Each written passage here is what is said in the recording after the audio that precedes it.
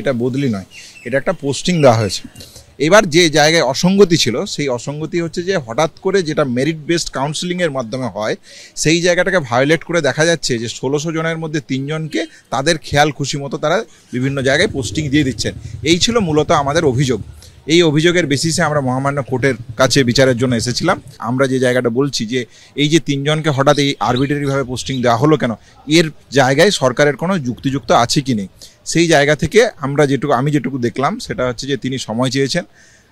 পরের মঙ্গলবারের মধ্যে তিনি একটা লিখিত রিপোর্ট এফিডেভিট বা রিপোর্টের আকারে দেবেন বলে মহামান্য বিচারপতিকে জানিয়েছেন। আমরা বলছি যে এটা মেরিট বেসড কাউন্সিলিং, সেইখানে তার সুনির্দিষ্ট কিছু বলার জায়গা আছে কি না এটা জানতে চান।